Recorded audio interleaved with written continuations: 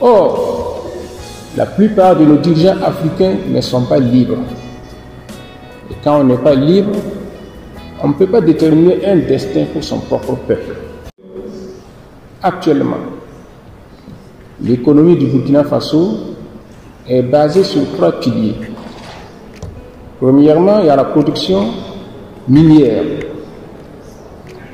Deuxièmement, il y a la production agricole, notamment avec les cultures de rente comme le coton, le sésame, l'anacarde, mais aussi les cultures vivrières. Et troisièmement, il y a les produits de l'élevage. Actuellement, nous sommes en train de mettre l'accent sur un 4e pilier qui est la qualité des hommes, donc la formation professionnelle. Le thème de cette conférence donc nous intéresse beaucoup, puisqu'il s'agit de l'industrialisation et de la modernisation de l'agriculture. À ce titre, la Chine est une référence pour nous. En moins d'1 siècle, la Chine s'est industrialisée, a modernisé son agriculture, est parvenue à l'autosuffisance alimentaire et s'est mise à exporter ses productions. Donc l'exemple chinois doit nous inspirer. Mais la Chine a réussi cette prouesse à cause de l'étendue de son territoire, du grand nombre de sa population et de son unité, et surtout l'unité politique, dans la volonté d'agir. Malheureusement, c'est ce qui manque actuellement en Afrique. Parce que pour impulser une politique donnée, pour tenir ses décisions, il faut la volonté politique. Et pour avoir une volonté politique, il faut être libre. Celui qui n'est pas libre n'a pas de volonté en soi. Or, la plupart de nos dirigeants africains ne sont pas libres. Et quand on n'est pas libre, on ne peut pas déterminer un destin pour son propre peuple. En Afrique actuellement, et plus particulièrement en Afrique francophone, nous avons beaucoup de chefs d'État qui reçoivent toujours des instructions de Paris, de Londres ou de Washington avant de prendre une décision quelconque. Nous avons des chefs d'État qui préfèrent s'allier à Paris ou à Washington pour combattre leurs propres frères africains. Dans un tel contexte, construire un ensemble intégré de développement et d'industrialisation est difficile. Pour ce qui concerne mon pays, le Burkina Faso, nous avons remarqué qu'en Afrique de l'Ouest, la coopération entre États était difficile, dans la mesure où d'autres chefs d'État reçoivent des instructions ailleurs pour les exécuter contre même d'autres pays d'Afrique de l'Ouest. Ce constat nous a amenés, de concert avec le Mali et le Niger, à quitter l'organisation sous-régionale qui est la communauté économique des États de l'Afrique de l'Ouest. Et je peux vous dire que maintenant il se passe quelque chose de nouveau en Afrique.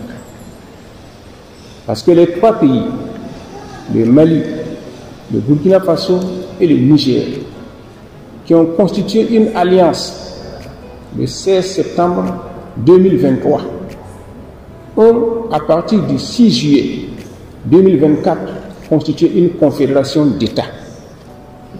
Et cette confédération a pour objectif d'aboutir à une fédération d'États dans les prochaines années, et le plus tôt possible.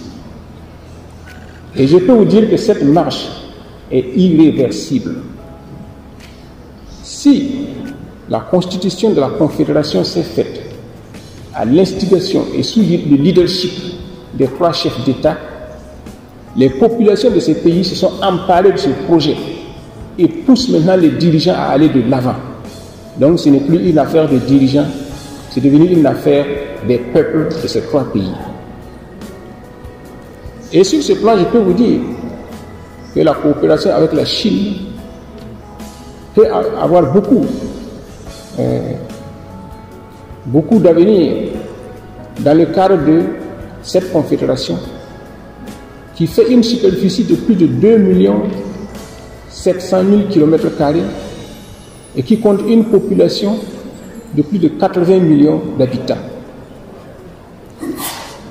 Mais il faut dire que la modernisation de l'agriculture et l'industrialisation nécessitent des préalables. Et ce préalable, c'est quoi?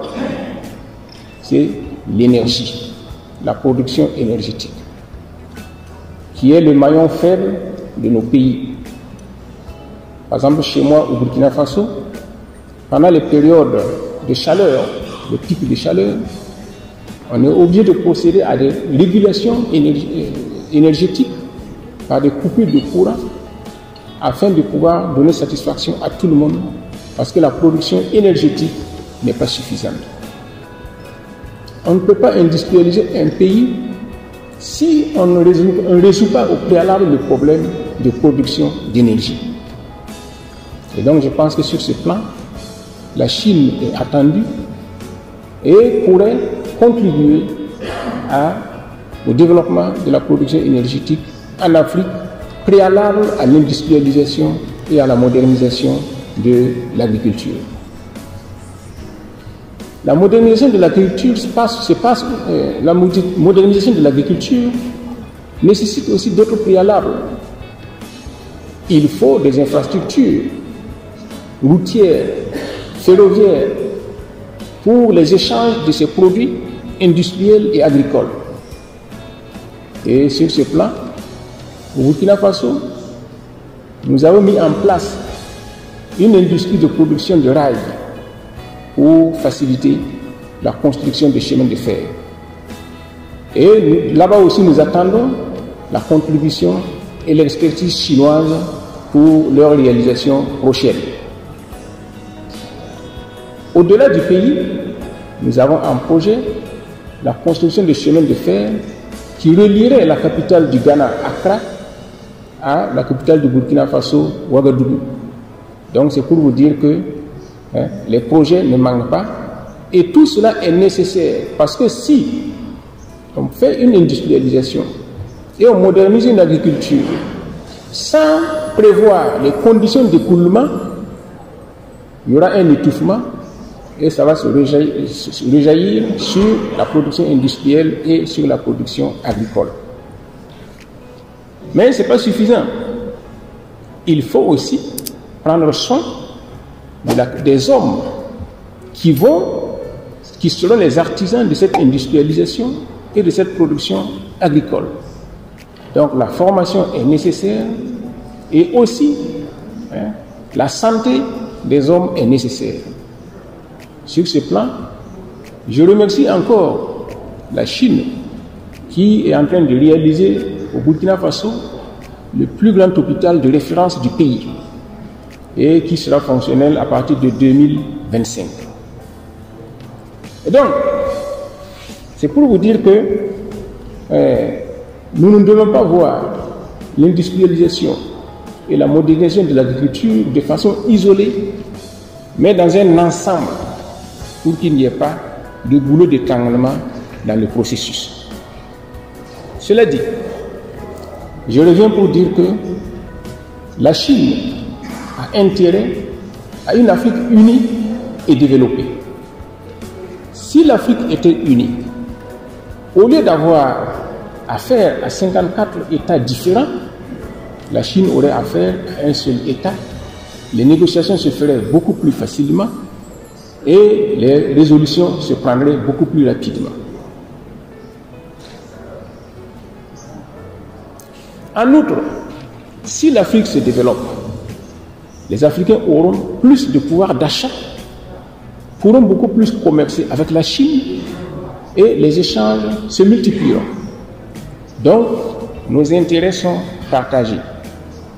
Autant l'Afrique a besoin de la Chine pour se développer, autant la Chine a besoin de l'Afrique pour se développer également, parce que avec les échanges, ça produit, n'est-ce pas, un effet de stimulation. Alors donc maintenant, Excellences, messieurs les chefs d'État et de gouvernement, c'est pour vous dire que les perspectives dépendent de nous et dépendent d'abord d'une volonté politique. Donc je souhaiterais que nous examinions cela avec attention et que nous prenions en compte que nous devons d'abord et avant tout nous libérer de toutes les tutelles, nous orienter vers nous-mêmes afin que tout développement harmonieux et soutenable puisse se faire. Je vous remercie.